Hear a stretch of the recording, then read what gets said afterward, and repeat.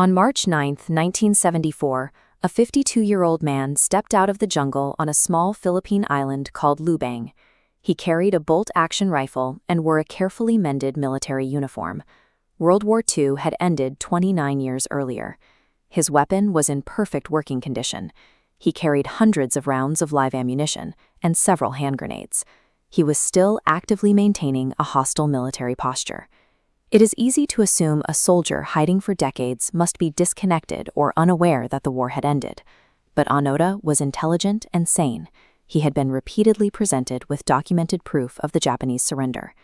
In 1942, at age 20, he entered the Futamata branch of the Nakano School, a specialized military academy focused on intelligence and the psychological conditioning required for unconventional warfare. His presence in that jungle was the absolute execution of a behavioral code installed in his mind during that training. At Nakano, officers were trained to operate entirely independently behind enemy lines.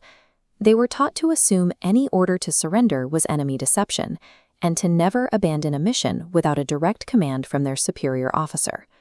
In December 1944, Onoda was deployed to Lubang Island, a strategic location southwest of Manila.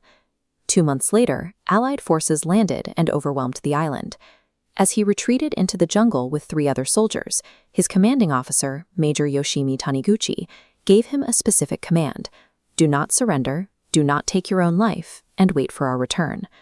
6 months later, Japan officially surrendered.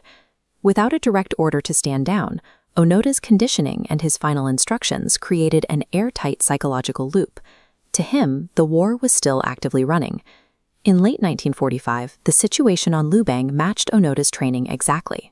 He viewed the island as enemy-occupied territory and believed his unit had to mount a sustained guerrilla resistance until Japanese reinforcements arrived. They built a network of hidden camps, foraged for food, and raided local farms for rice. Every action followed the strict military protocols they had been taught. The outside world attempted to reach them almost immediately. In 1945 and 1946, aircraft dropped thousands of leaflets over the island, announcing the surrender and ordering all remaining units to emerge.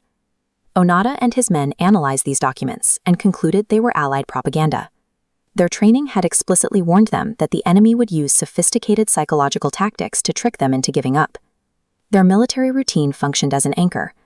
It didn't just keep their bodies alive, it insulated their minds against any external evidence that contradicted their mission. While Onoda maintained his isolated guerrilla camps, the country he was fighting for was transforming into an economic superpower. This timeline charts the gap between global reality and Onoda's internal protocol. As governments mounted massive search efforts, loudspeakers played personal family recordings, but Onoda rationalized dropped newspapers as fabrications and his brother's voice as a manipulated enemy recording. This isolation had a violent cost. One man surrendered in 1950, another, Corporal Shimada, died in 1954, and in 1972, Kozuka was killed during a shootout with local police. By 1972, Onoda was 50 years old and fighting alone. The entire world had changed, but his internal programming remained firm. Organized military searches had failed for decades. The breakthrough only came in 1974, when a 24-year-old backpacker named Norio Suzuki wandered into the jungle and found Onoda within days. Onoda was not hostile. He calmly explained to Suzuki that he was a soldier, and he could not leave his post without a direct order from his commander. Suzuki returned to Japan and located Major Taniguchi, now an elderly man running a bookstore. The Philippine government flew Taniguchi to Lubang, where he dressed in his old uniform and met Onoda in the jungle. On March 9th, Taniguchi formally read the order to cease all combat activity.